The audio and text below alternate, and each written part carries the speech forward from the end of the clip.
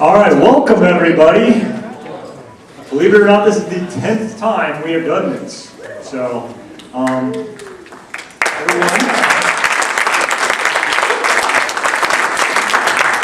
So we have a few little special things planned because it's our 10th time. One thing we want you guys to help with, for everyone that's been here before, and even if there's something that they like and have fun this weekend, there's a whiteboard outside over here in the corner that's got a thing on it that says share your memories, and there's post-it notes. So anything that you've had fond memories and stuff from previous GiveCamps or this year, put something up on the board and we'll pick some of our favorites and share them at closing ceremonies for things, so something different to do. Where did everybody come from? This is a map of where everybody that's here has come from. This is the zip codes they came from, so some may have more than one person in a zip code, but these are where everyone came from. As far as that goes, we also do something we've been doing for a long time. Everyone stand up. It's going to take longer, this is 10 years. So if this is your first GiveCamp, sit down. Thank you everyone for coming for the first time. Your second GiveCamp, sit down. Third. Fourth. Fifth. Sixth.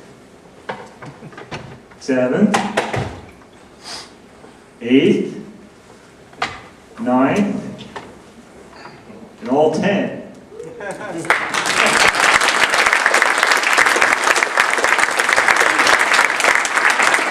This is appropriate because Mike, Matt, and I are the ones standing. I think we've been here, we're the ones left that have been here all 10. Anybody else missed? Did I miss? Alan, you said 9. You missed one, you said, right? You've been here 9. Alan, you've been here all 10? All right, good job, Alan. Good job, Ellen.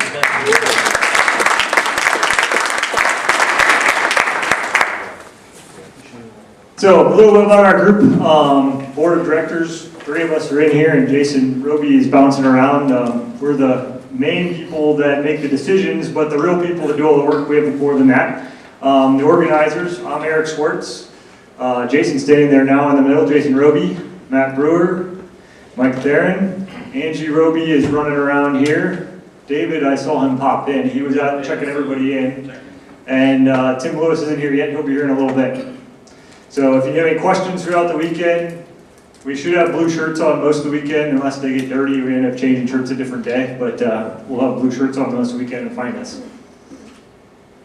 One of the other things we always have to thank is Pay It Forward Cincinnati. That's how we get our status of 501c3 for this event. Everything runs through them, all of our financials and that sort of thing, and they help us put all that together.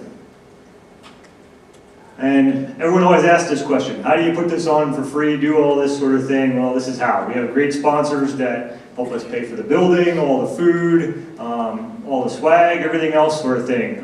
Engage has been our sponsor for I don't know how many years now, a long, long time, probably 8 or 9 years, I'm guessing for sure, 8. So they're the platinum sponsor this year, $2,500. Gold sponsor is Centric, and Engage also has a program where their employees can donate a portion of their paycheck to a nonprofit, and enough of those employees have donated about $1,500 worth to qualify for a gold sponsor as well. Silver sponsors is Booz Allen Hamilton, and bronze sponsors is Pinnacle Solutions Group in Burke. So if you know anyone that works for any of these companies or see anyone here this weekend that works for these companies, make sure you thank them for sponsoring this event. And then in addition, we have some people when they register or through our PayPal make personal donations to the event as well. We don't list and call the people out, but some of the people are in this room and we know who they are and they know who they are, so thank you to those people. We also have InKind donations. Everleap provides free hosting for not just our GiveCamp, all the GiveCamps around the country. So I know several of the teams are going to be using Everleap. City Barbecue is for dinner tonight. They've always donated all the meat for our dinners. We pay the sides and they donate the meat, so that's a big help. Raymond's Pizza has been Sunday lunch for a long time and they give us a good discount. Taziki's Cafe is new. They're tomorrow night for dinner, and we have a discount for that. And Chick-fil-A is lunch tomorrow, and they gave us a good discount on the food as well. And finally, Kings Island this year donated, and Mike, why don't you come explain it a little more? because I know they donated passes that we're going to raffle off at 2 different times during the day, or during the weekend. Sunday or Saturday during the group picture, and then during the closing ceremonies. And you will have to be present to win. And that'll be for nonprofits and for volunteers, correct? Yeah. What? Kings Island is actually sponsoring this year to get the word out to nonprofits, not so much volunteers, about their job fundraising program for the nonprofits. What they do is your organization can go to Kings Island, bring a bunch of volunteers, and basically work a food stand, or you won't work a ride, but work in the park. And basically, the volunteers are coming in and they earn money for their organization. And then there's some information. If any of the nonprofits need more details about it, let me know. I have some packets that have all the details. Or if anyone's a volunteer that knows a nonprofit that could use that kind of fundraiser, let me know. If they do schools and all kinds of things. For Winterfest, they're doing a special program where you can basically run a whole stand, your organization, and in addition to getting money for your organization, they're doing, you get a small percentage of the profits from that stand, so to the organization. That's something new they're doing for Winterfest. I could ask me if you need anything more about it.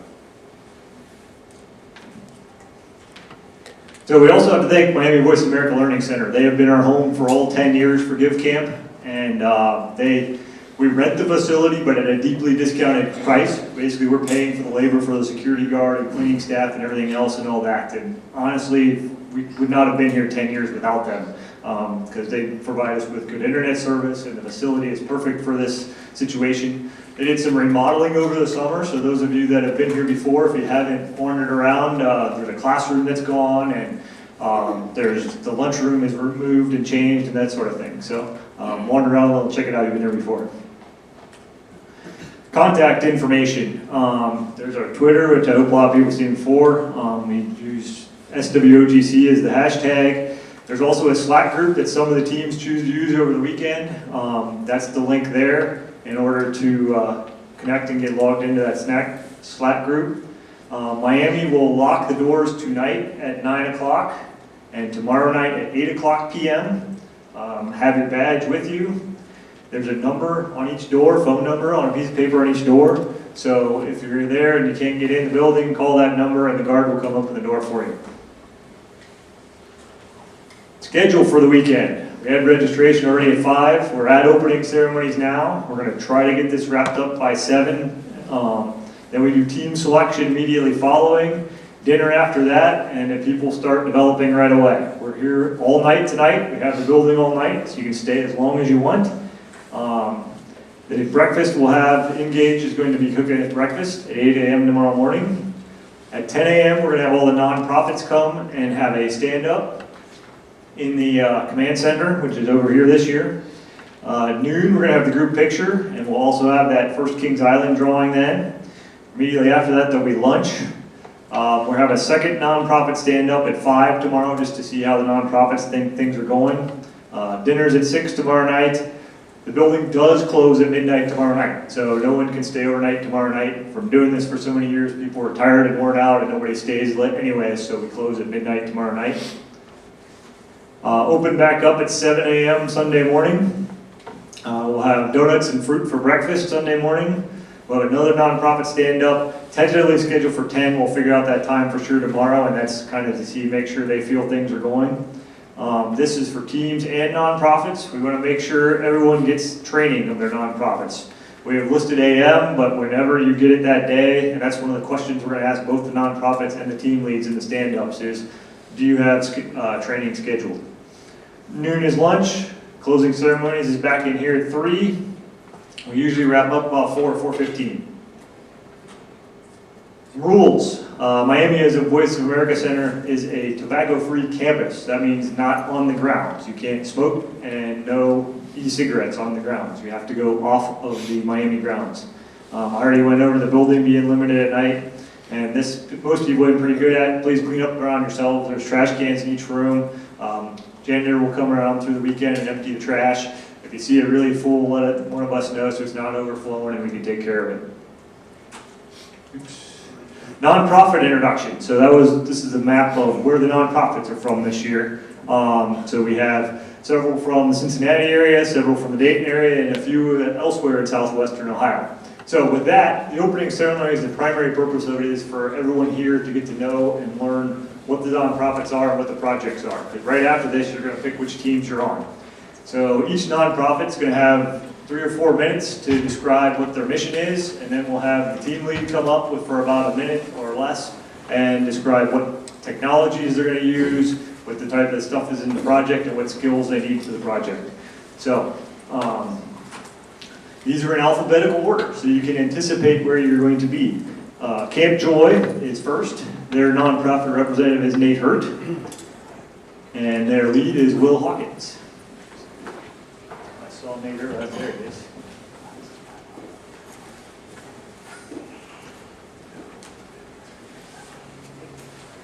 Totally walked right by you, did not notice. I should have at least shaken your hands.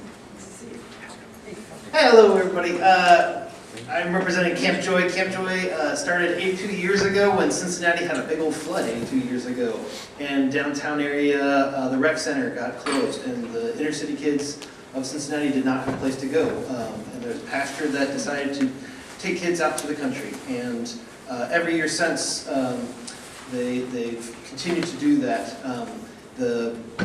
We have continued to do that. And we, in the 60s, bought some property, a little farm out in Clarksville, Ohio, in between Wilmington and Lebanon. And we started a school program in the 80s, and we started doing corporate programming in the late 80s. And I run the school program out at Camp Joy, the outdoor school program.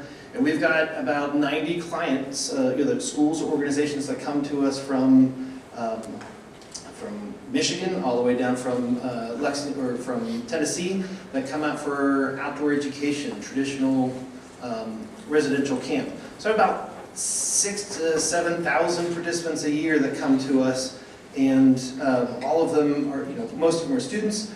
Their parents have to fill out a risk and release form and the medical form, and we try to take that data and make sure that we can provide all of the medical needs or the dietary restrictions. And sometimes, the paper shuffle between parents and schools, sometimes that gets a little lost. So the project that we're going to be working on is really going to try to help us be able to digitize that so that the teachers could send out an email, get the risk and release form, which will give us all the medical data in it as well, and that we could be looking at that weeks, months in advance to be able to prepare for their visit so we can give the best quality of care to our youth that are coming out to Joy. So we're very, very excited. Thanks. Yeah. I like the way you said it. They are still doing that service 82 years later. I was going to say that would make them pretty old at this point. So what we're going to, like Nate said, what we're trying to do is we're going to automate a paper-based process right now and make it digital as far as it can go. So what we're looking for is anyone who has technical skills. And I say that broadly because we're going to need people who work on the back end. We're going to need back end developers, database, server-side technology. We're also going to need front end developers to facilitate the process for parents and students who are going to be filling out these forms, and administrators who are going to keep track of them. So, anybody with a warm body, a big heart, and some excitement should be on our team, Camp Joy. We have picked several technologies, and when I suggested that these were the technologies that we were going to use, I was told don't be hasty in choosing your technologies because you don't know who you have here. So I will not say which technologies we're going to use because we want to make sure that we can appeal to as many volunteers as we possibly can. So, fair enough. I don't mean to dodge the question, but I was told not to. All right. So for those of you that haven't been there before and wonder, Will's got the sign for later for team meeting, or team selection. So I didn't just give him a sign to stand there and hold, no, we haven't. I'm sorry? This is the sign for team selection later. Oh, I thought you, yeah, okay, I'm sorry, yes. Will's call, so you'll be able to see him. Yes. Next up is Good Neighbor House. Their representative is Serena Takovic and Timothy Stepanski.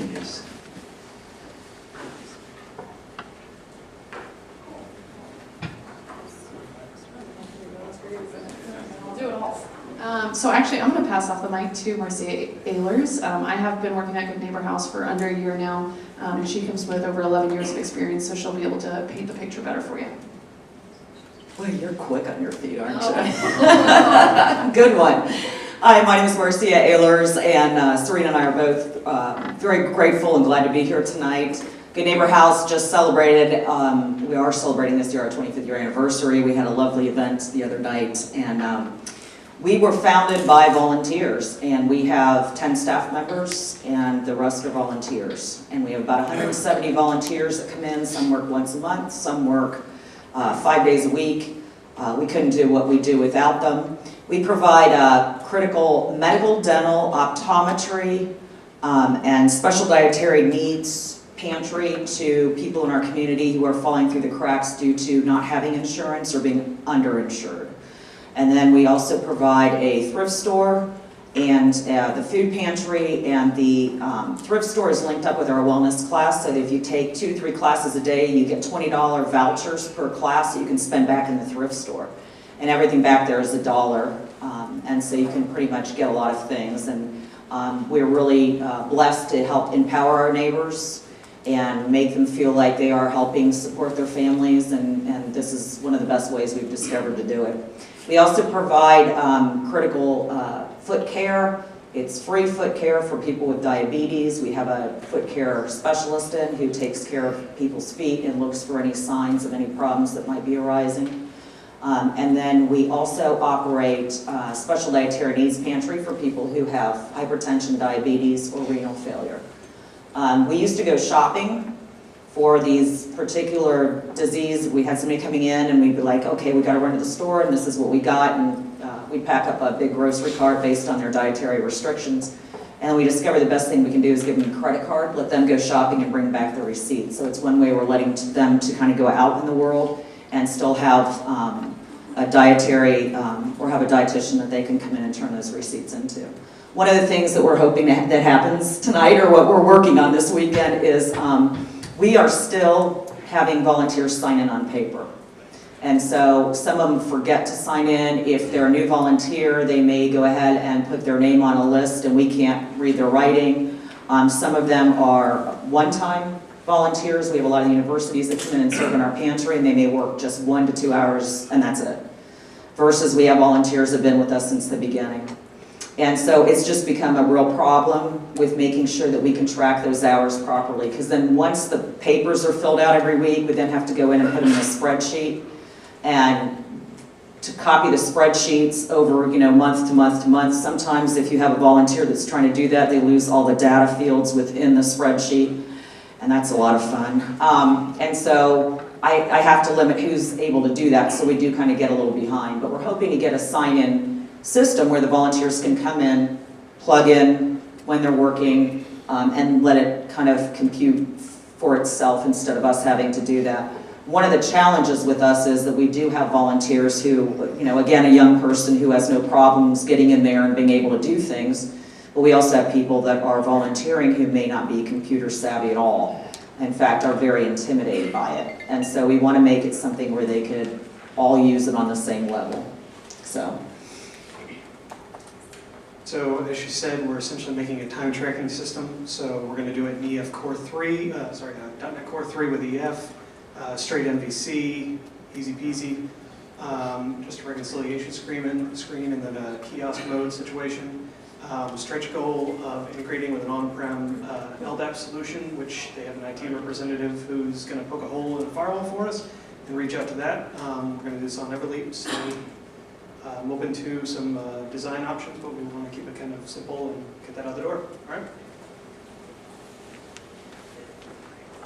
All right, so next up is My Fave 5. They're represented by Gina Merrick, and Sam Corder is their lead.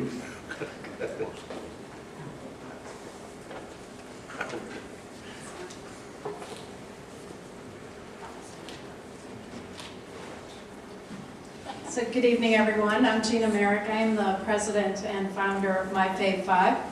I created this nonprofit about 3 years ago after I lost my son to suicide at the age of 15.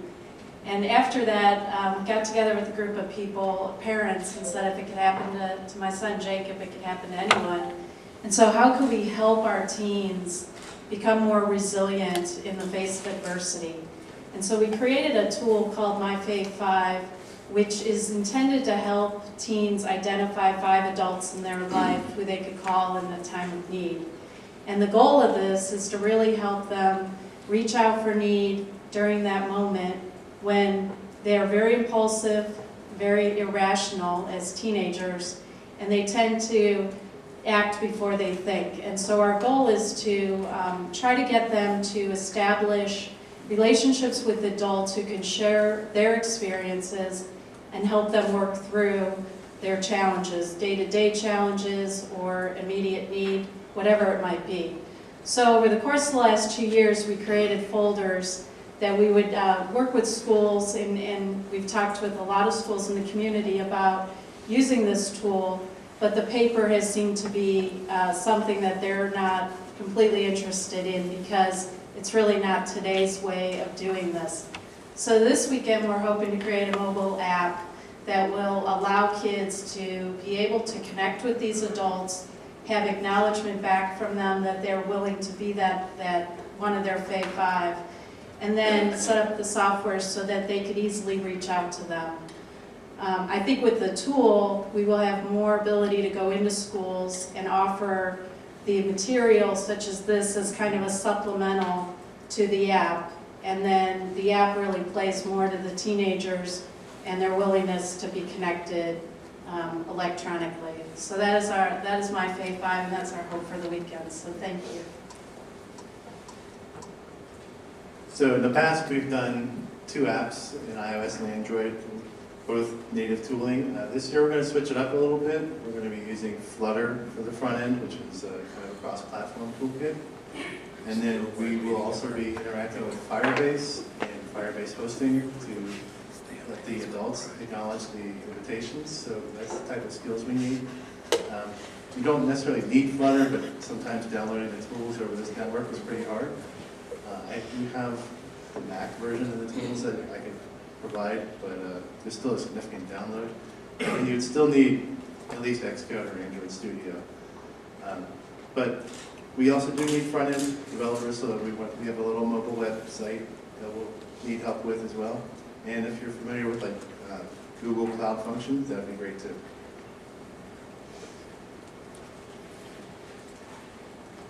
Next up is Preble County Habitat for Humanity. They're represented by Tony Morgan, and their lead is Greg Franzen.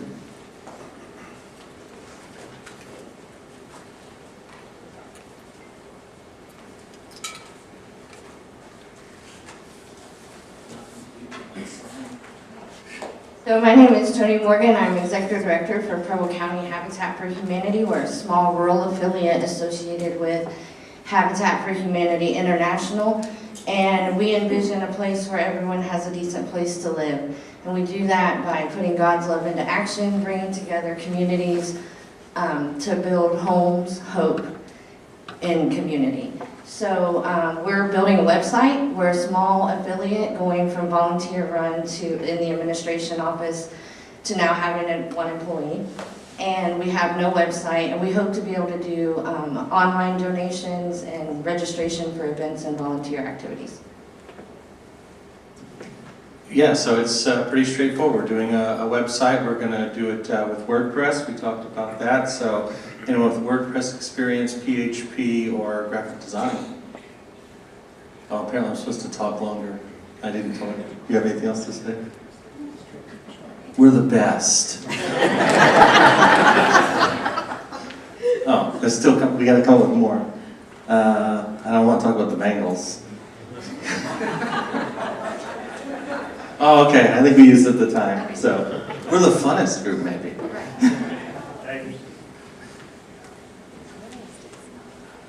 Next up is Reset 360.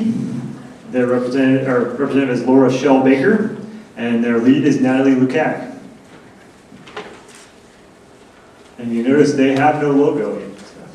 We have a logo now. Well, you do now. Good evening.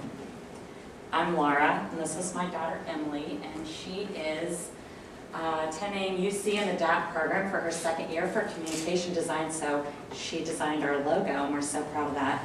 And this is my friend and co-worker here also is Linda. And this is Miss Natalie. She's our little person that God sent us. So she's our godsend. We, Linda and I actually came here last year and kind of spied on you guys. And so we were hovering and it was awesome. And I have been an emotional wreck. I knew this was going to happen. I have been praying for this moment. So I have been on the battlefield with these kids for almost 11 years. And God has just been pushing me to be a nonprofit. So in the last month, everything has just happened. And God is just putting everything in line. And you guys are just so awesome. So we can't thank you. So who are we? Hold this for me a minute. I got tears. I gotta get my eyeballs on because we are very new. But we're not new because we've been doing it for so many years. So I went on a mission trip in 2008 and I felt God calling me. And when I did, I quit everything. I was an interior designer for 20 years and I started just loving on teens and they just keep going. So about every Monday we have at least 80 kids come to our home. And we want a bigger place and we've just outgrown it. So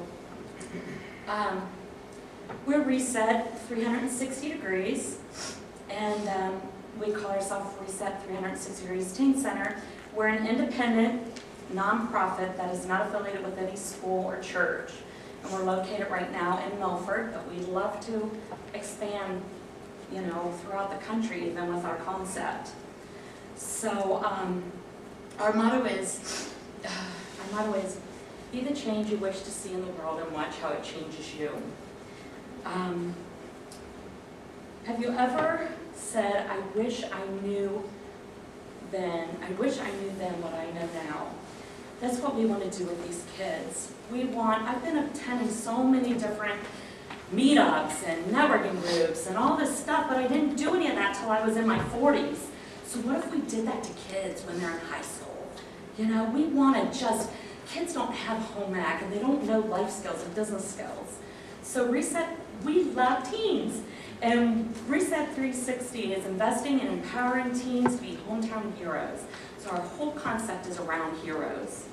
We teach life skills, business skills, and leadership skills through volunteer projects. So teens will be an asset and a positive influence or a ripple in their communities. The Bible tells us that God created us in His perfect image, and He equipped us at birth for His perfect purpose. In the end, our goal is to help teens discover their perfect purpose and to set a firm foundation, equipping them for life as adults after high school. Okay. And Linda's going to say some more. That's all right. I'm sorry. Can we just say what our IT needs are? Whatever you want to do. This is kind of the concept that we've come up with. It's we got it from a book, Living with Intent. So it's a balance circle, and that's kind of what we teach the kids, so that you have total balance. So you have to have all these different things. So we have it broken down into these superhero concepts, but it is for high school teens. So you know, spiritually, sense of purpose, rest and sleep, good nutrition, goes all around the whole wheel. So once you have that balance, we have found that in teaching these in different ways, we've found that we have the solution to end gun violence and teen pregnancies and teen suicides and self-harm when the kids are cutting themselves. We've got to bring that total balance and teach them good hygiene, things of that sort. And so the concept is really, really cool. So what we're seeking today is a whole new website, brand new from scratch. We have issues when I'm trying to, get kids to sign up, or like right now we're doing a Thanksgiving food drive. This is our 7th year doing it. We partner with Meyer, and we have kids come in and you shop with the high school kids, and each parent or family donates $10. So when they come in, we don't know, we need to know who's coming and things like that. So this year we're going to fill 150 boxes. Each box feeds 8 families. So when people come in, people are already registering from our Feed the Flock program at Milford, and I don't know how to get them all together and keep track of it. I need them to be able to come into a site and be able to track those better so that I can communicate with them better. So we want the kids to be able to come in and sign up and different things like that as they come in. So total thing from top to bottom, Matt. All right, so really quickly, since we're out of time, we are standing up a new website. We used Everleap and WordPress with PHP. Got the hello world out there at like 11 o'clock last night. So was really excited for that. But anybody, front-end developer, designer, or just anyone that wants to come support us, cheer us along, we're going to be a really fun group. So get the jams going. All right, thank you, everyone. Thank you so much. You guys are such a blessing. I know you guys don't, it's just something that's normal for you, and when you don't know how to do it, it's so frustrating. So God bless you all. Next up is Special Olympics in Hamilton County. Their representative is Ken Gugenshaw, and Christopher Strolia Davis is their lead.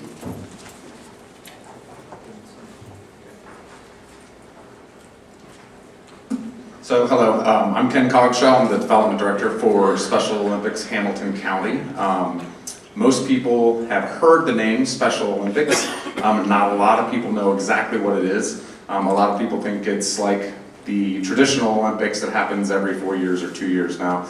And it's just a single event, but that's not what it is. Special Olympics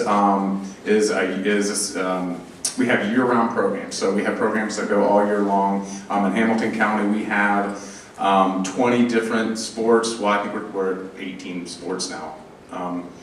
And that involves training, it involves competition.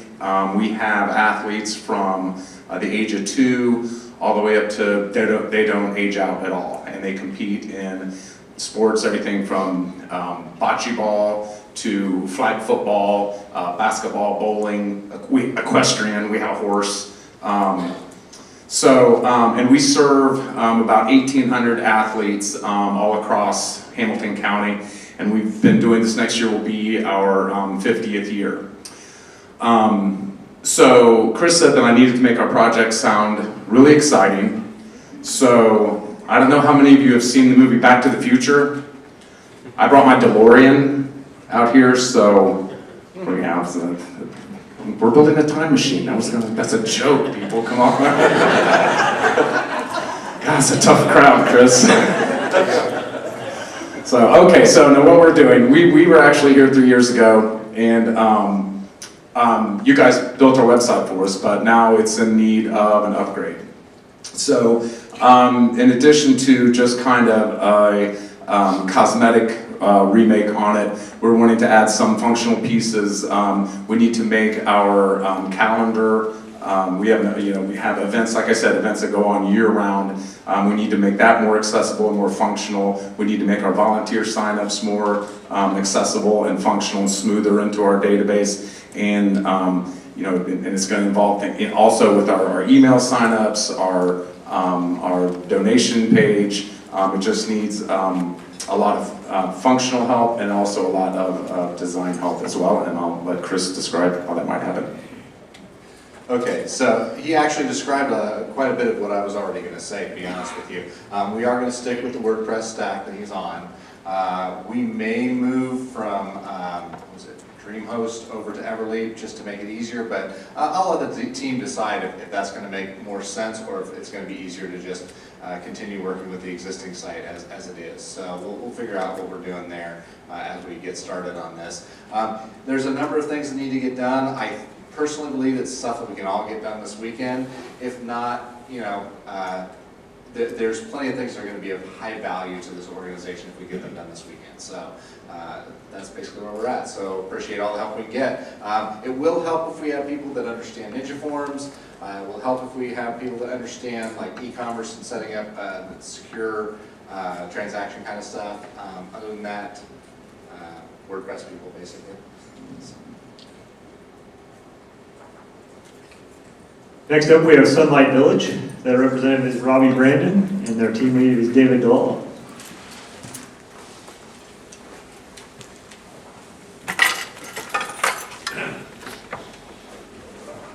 Hello, my name is Robbie Brandon, and I'm the founder and executive director of Sunlight Village.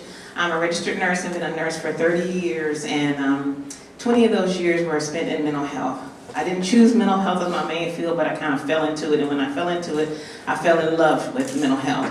So what Sunlight Village does is we provide mental health counseling, therapy, and support services for youth and young adults. We focus on inner city kids, places where there's few resources. As you probably know, therapists and psychiatrists are really hard to come by, so we have to create ways that allow people to come in and get services, especially when you're talking about the stigma of mental health. So we create programs wrapped around it. In 2013, we opened up our first clinic, and where we have 4 therapists that provide therapy. Almost 40 to 50% of our clients are non-pay. So we do that with fundraising to support our therapists, but we don't turn anyone away based on ability to pay. So some of the programs that we did, when we opened up our clinic, we opened up a can of worms. People can't come in and talk about depression and anxiety when they're not going home to food or they're not going home at all because they don't have a place to lay their head. So what we did was we created programs. We partnered with the Marketplace Movement, so we have a food pantry every 3rd Saturday, which is this Saturday, and they're going to kill me and Tonda. We also have a program which is our main program. Beside the clinic, we do have a clinic. Like I said, then 40 to 50% of those clients are non-paying. But we have a program called Partners in Reducing Youth Recidivism. And those are kids that we're bridging from Montgomery County courts to their communities. So in that program, we operate 4 days a week, Monday through Thursday. We offer cooking, we offer music, we offer art, we offer things that they like. But in turn, we're working on education because we have so many children. I'd say almost 60% of our kids are not working at grade level. And then even fewer of those, fewer of those, it's like this. I'm trying to remember my stats here. Even fewer of those are not able to read at all. So it's really important that we build programs that get our volunteers in, but also be able to track the data. Because I can talk about what we do all the time, but if I don't have the data to show it, then it's hard to get funds. It's hard to get support. And facts, data is facts. So this gentleman right here is absolutely amazing because we were at part of GiveCamp a couple of years ago. We had a beautiful website built and we lost it because I didn't know that you had to buy your website after 10 years. So I'm not a techie. So we lost that, but he got it back for us. So, okay, I'm done here. As she said, we managed to revive the 2-year-old website and finally get it live the other day. So everything has now been transferred over to their new domains. Everything has been saved. So we get to start with an actual website. We're going to do something that no one else here is doing yet, WordPress. So if anybody has good WordPress skills, we are going to be doing data collection for all these amazing programs that they were talking about. They need to collect the data for the participants, the youth volunteer, anybody who's basically signing up for these programs. We need to collect their information so that they can do some reporting, get some statistics. Like she said, facts are great. We need those facts to get money. So we want to make sure we have that data for them so that they can get what they need. So if anybody has any WordPress skills with internal data collection, not necessarily Ninja Forms, it's not going to be public. We'd like to keep it internal. Or if you have maybe any cool WordPress UI stuff, the old 2-year-old website might use a little bit of a facelift as well in the progress of doing the other projects at the same time. So that's it. Thank you. All right, next up we have True Theater. Their representative is David Levy. And their lead is Marku, and I mess up your name every year, so I'm not even going to try Marku. Every year. Thanks a lot, Eric. My name is David Levy. I'm a founder of True Theater. Our little byline is True Stories Told by Real People. Our mission is to build community through the sharing of personal stories, and we do that by producing quarterly events featuring 5 storytellers, each sharing their true personal stories based on the theme of that evening. And ironically, our own website doesn't really do a great job at telling the story of us. We really want to appeal, of course, to donors and people who may want to buy swag, but our primary audiences are those people who want to share stories and those people who want to hear them. We want our website to feel like you feel when you're hearing a really great story. And that's what we're hoping to get out of this weekend. The timing is really great too, because like GiveCamp, next Thursday marks the first show of our 10th season, so we're kicking off our 10th year as well. And the theme of the evening is anniversaries, and there will be cake, and stories will be about anniversaries, and we'd love to show off our new website at the same time as we read the proclamation from the mayor, who will be declaring October 24th True Theater Day in Cincinnati. So that's pretty exciting for us. We're very thankful to be a part of this weekend. Sorry. 10 years in that 10 years we GiveCamp too. Was it coincidence?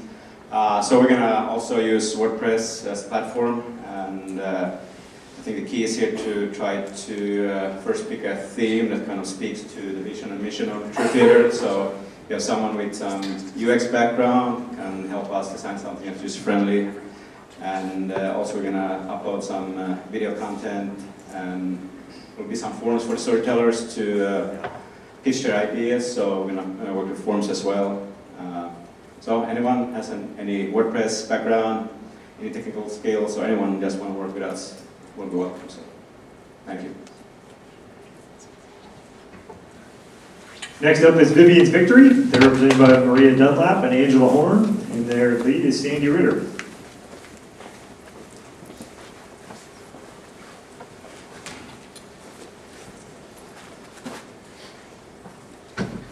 Hi, I'm Angela Horn. I am the Director of Operations for Vivians Victory. We are a nonprofit that started 5 years ago, primarily as a resource for Children's Hospital to bridge a financial gap to families who have a child 0 to 18 in their hospital with a life-threatening or life-altering diagnosis. We do practical and emotional support. My place. Maria normally comes up and does all this stuff, but she's at soccer. So what we've done in the past is we primarily bridged a financial gap, and what that looked like was we would do micro grants to families to help pay for their rent, pay their utilities, help them get that financial boost so that they could be more present with their child while they were receiving care at Cincinnati Children's. What we noticed from family feedback was that they wanted to meet us sooner, and that their need, even after we bridged that financial gap temporarily, it wasn't enough. So we started a new program called Revive. This program will allow us to follow them from diagnosis until their care is finished at Children's, or until we enter bereavement care with that family. So what that looks like, we have several different ways that we assist the families. We do light touch family support, which does everything from allowing us to give bags of Brazil care items to families when their child is admitted from the emergency room into the PICU. We do activities in the Family Resource Center. We have an exciting Santa shop that's coming in December. And then we are also trying to get a Thursday karaoke night in the Seacrest Studios, so keep your fingers crossed for that. We do sibling care, and so we have activities for the siblings to participate in as well, because often they get left behind when their sibling is sick in the hospital. We do bedside visits, so we have trained volunteers who will sit bedside with the child so family members can go home and kind of rejuvenate themselves. We do in-home support, which helps from everything from meal planning to going outside and playing with siblings to just being a support for the families while they're there. And then we also do palliative care and bereavement assistance, which is where we kind of take the family by the hand, help them with funeral arrangements, and kind of be an added support system as they're going through time of bereavement, and we stay with the family until they identify that they no longer need us. So we're really excited about this new program, Revive. It's also going to be kind of a rebranding for Vivians Victory, and so our website was built prior, thank you very much, and we really want to make this exciting and fun, and a website that will be easily accessed by our families, by our volunteers, by our donors, and also used as a platform for referrals to come from the social workers at Children's Hospital, Ronald McDonald House, Redwood, and all of our other community partners. So our platform is WordPress. They have an existing website. We are not going to stand up a new website. We're going to give their existing website a facelift. So we need some design input to help integrate the colors and stuff that they've picked out. We will also be adding a blog to the website. We will be adding a space where referrals can come and fill out a referral form so that they know who to reach out and contact. So it's pretty much taking the existing site and reworking it and making it fit their current needs, moving more towards rebranding to Revive.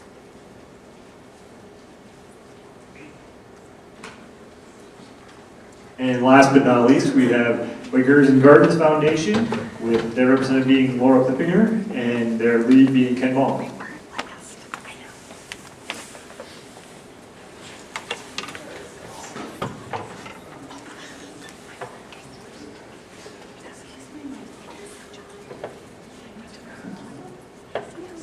Timing is impeccable. My mother is calling right now. So, hi Mom. So we are the Wiggers and Gardens Foundation. My vice president Matt is here with me. Wiggerson was founded in 1973 by Benjamin Wiggerson, who gave a big chunk of land to the city of Dayton, and lots of mature trees, a beautiful wetland, and we have 4 formal gardens, a Victorian and English, a rose garden, and a children's garden. We do educational programs and sustainability programs, and the foundation supports the work of the Metro Park. So we do a lot of fundraising for the Metro Park, and so our mission is to support the work of the Metro Park, to contribute to the beautification and the horticultural education, as well as the sustainability. And over Memorial Day weekend, we were hit by the Dayton tornado. So we lost a lot of mature trees. We lost our wetlands. The formal gardens weren't touched really, but we lost a couple of greenhouses and a polyhouse. So we're doing a lot of recovery work right now. Anybody here been to Wiggers Gardens? It really is a gem. It is a beautiful place in Dayton, and really, I used to live in that area, and my kids and I would spend a lot of time over there. So it's really a beautiful place. So it'll come as no surprise that this is going to be a WordPress project. They have an existing site on an existing host. We're not changing hosts, but we are changing platforms. The existing site is just pretty much a vanilla HTML JavaScript site, and we're moving it to WordPress. So we're going to need some design input. We're going to need some WordPress people to help build the pages. We're also going to be, in addition to just porting over the existing site, we're going to add some functionality that they don't have right now, but they need badly, like sign-ups, a more seamless donation and payment system. They've purchased a premium theme that has all the stuff we need in it, so we should have everything we need. So join us.